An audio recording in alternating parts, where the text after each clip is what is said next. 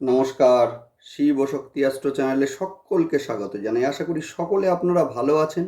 ভালো থাকুন, সুস্থ থাকুন। আজকের ভিডিওই নতুন একটি বিষয় নিয়ে আলোচনা করব আমি। সেটা হচ্ছে মকরে শুক্র এবং মঙ্গলদেব একসঙ্গে গোচর করছেন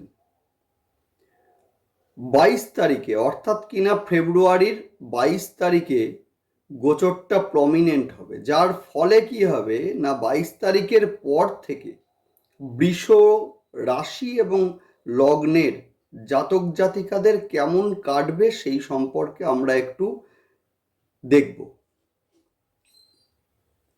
দেখুন, মকরে শুক্রদেব এবং মঙ্গলদেব গোচর করছেন। সাধারণত মঙ্গলদেব একটি ঘরে ৪৫ দিন পর্যন্ত থাকেন।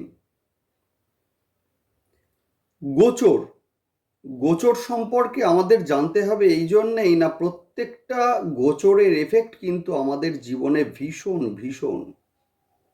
যত স্টোন নিন আপনি আর যাই নিন না কেন, যত প্রতিকারই আপনি নিন, গোচরের সঙ্গে সঙ্গে আমরা যদি আমাদের সিদ্ধান্তগুলোকে না সাজাই, ভুল হবেই হবে। সুতরাং গোচর অনুযায়ী যদি আমাদের প্ল্যানিংগুলোকে সাজাতে পারি, সিদ্ধান্তগুলোকে নিতে পারি, তাহলে কিন্তু ভুল হওয়ার সম্ভাবনা নীল হয়ে যাবে, অর্থাৎ কিনা থাকবেই না। সুতরাং গ্রহের গোচরগুলোকে আগে আমাদেরকে দেখতে হবে, সেই সঙ্গে গ্রহ কি বলছে, গ্রহ আমাদের কোন সময় কোন কোন কাজগুলো করতে বলছে সেই সম্পর্কে আমাদের আগে ওয়াকিবহাল হতে হবে। সেই মতো সিদ্ধান্তগুলোকে নিতে হবে আমাদের। সুতরাং অবশ্যই আপনারা ভিডিওগুলোকে দেখতে থাকুন। সেই জন্য অবশ্যই আপনারা কিন্তু চ্যানেলটাকে সাবস্ক্রাইব করে নেবেন। এই জন্যেই কি প্রতিটা ট্রানজিটের সঙ্গে সঙ্গে, যে কোনো ট্রানজিটের সঙ্গে সঙ্গে, অর্থাৎ যে সমস্ত ট্রানজিটগুলো ভীষণ এফেক্টিভ, সেই সমস্ত ট্রানজিটের সঙ্গে সঙ্গে আমি আসি আপনাদের কাছে, আপনাদেরকে সিদ্ধান্তগুলো বা সিদ্ধান্ত নেওয়ার জন্য হেল্প করতে, যাতে সঠিক সিদ্ধান্তগুলোকে আপনারা নিতে পারেন। সেই জন্যেই বারবার বলছি যে আপনারা সাবস্ক্রাইব করে নেবেন, এই জন্যেই যে যাতে ভিডিওর নোটিফিকেশানগুলো আপনাদের কাছে খুব সহজে পৌঁছে যায়। যাই হোক, মূলত শুক্রদেব এবং মঙ্গলদেব গোচর করছেন মকরে। যে শুক্রদেব এবং মঙ্গলদেব হচ্ছেন আপনাদের দ্বাদশ ঘরের মালিক এবং সেই সঙ্গে সপ্তম ঘরের মালিক, এবং শুক্রদেব হচ্ছেন আপনাদের রাশি বা লগ্নের মালিক এবং সেই সঙ্গে ষষ্ঠ স্থানের মালিক। এখন আমাদের দেখতে হবে যে বৃষ রাশি বা লগ্ন, যে কিনা স্থির রাশি এবং হচ্ছে পৃথ্বী রাশি, ভীষণ ভীষণ রোম্যান্টিক হয় এরা। কিন্তু যদি নেডাল চার্টে শুক্রদেব ভালো অবস্থানে থাকেন, ভীষণ ভীষণ রোম্যান্টিক হয়ে থাকেন এরা। সেই সঙ্গে কি না, এরা কিন্তু সহজে রাগে না, আর একবার রাগলে কিন্তু থামানো মুশকিল হয়ে যায় এদেরকে। যে কোনো সিদ্ধান্ত নেওয়ার ক্ষেত্রে লেট করে এরা ঠিকই, কিন্তু যে কোনো সিদ্ধান্ত নেওয়ার পর এরা কিন্তু মূলত টার্গেটে পৌঁছাবেই, সেই সংকল্প নিয়েই কিন্তু এগোয় এরা।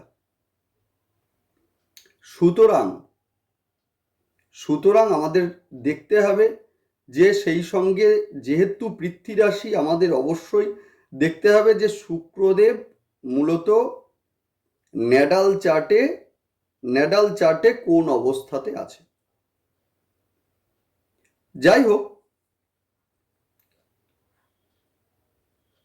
বর্তমানে ট্রানজিট হচ্ছে সেটা হচ্ছে বর্তমানের যে গোচরটা আছে, বর্তমানে আছে এই মুহূর্তে, সেটা হচ্ছে দ্বাদশে বৃহস্পতিদেব আছেন সেই সঙ্গে একাদশে রাহুদেব রয়েছে, দশম স্থানে শনিদেব আছেন এবং সেই সঙ্গে 5th হাউসে কেতুদেব আছেন।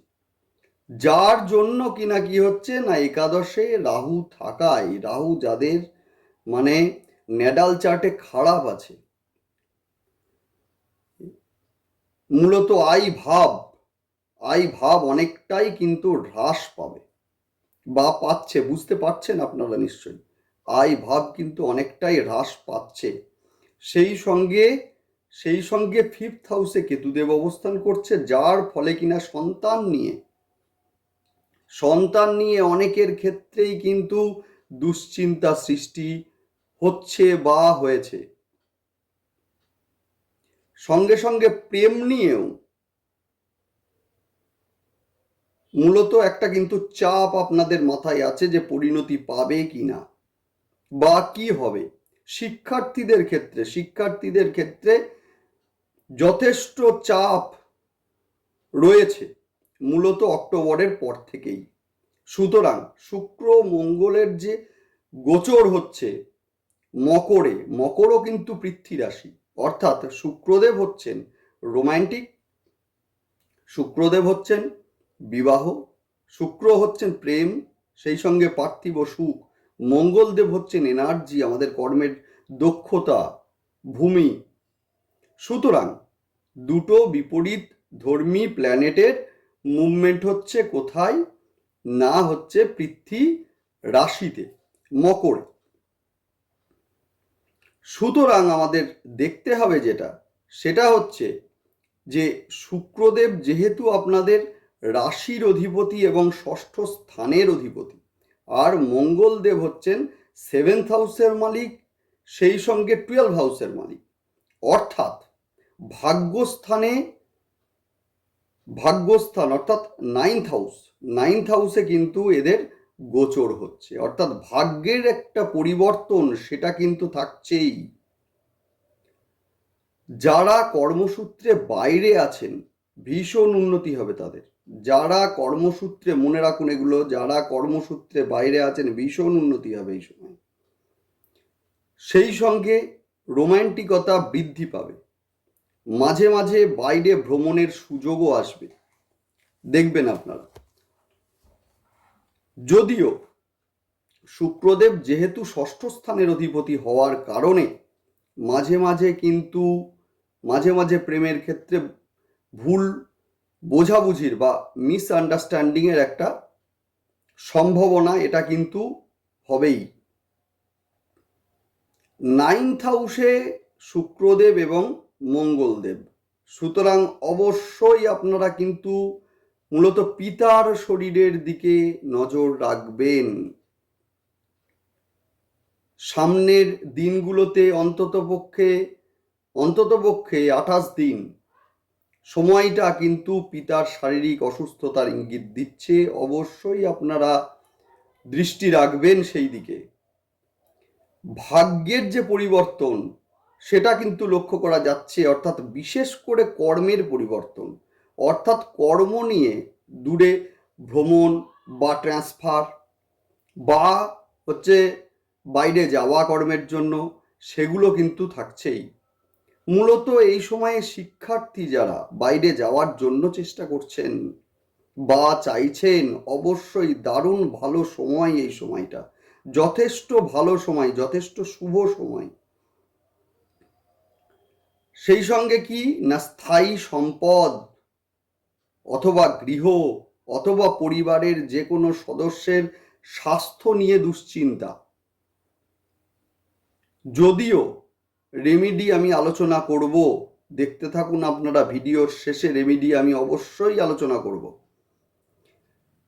সেটা তো থাকছেই। সেই সঙ্গে মোটের ওপরে যারা কর্মহীন বা নতুন কর্মের সন্ধান করছেন, মূলত এদের ক্ষেত্রে বলবো বাড়ি থেকে একটু দূরে গিয়ে চেষ্টা করুন, যথেষ্ট ভালো হবে।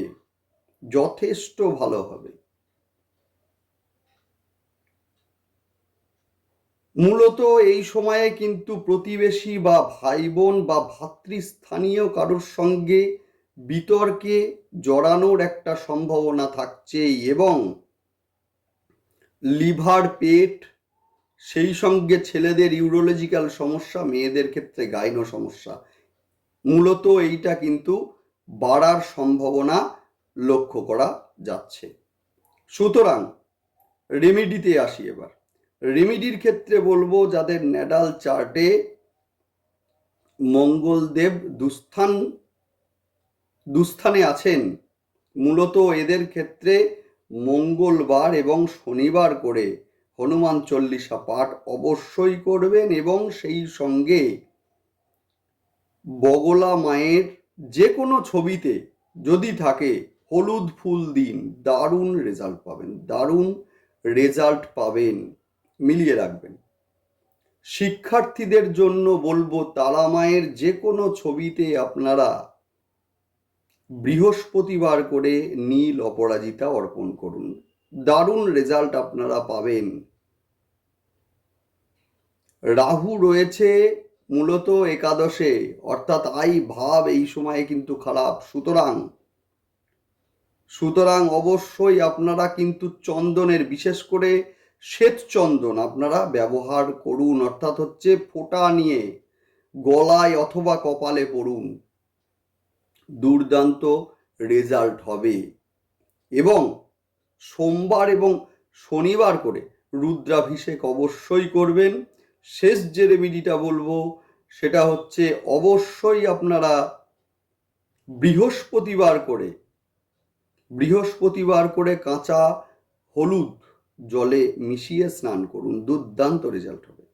যাদের ন্যাডাল চার্টে রাহু খুবই খারাপ অবস্থায় আছে, অর্থাৎ অষ্টম স্থান, ষষ্ঠ স্থান এগুলোতে রয়েছে, আমি অন্তত বলবো তাদের ক্ষেত্রে দুর্গা কবচ অবশ্যই আপনারা ব্যবহার করতে পারেন, অভ্রান্ত ফলদায়ী। যাই হোক, ভালো থাকুন আপনারা, সুস্থ থাকুন, দেখতে থাকুন আপনারা ভিডিও। অবশ্যই আপনারা চ্যানেলটাকে সাবস্ক্রাইব করে নেবেন প্রতিটা ট্রানজিট দেখার জন্য। নমস্কার।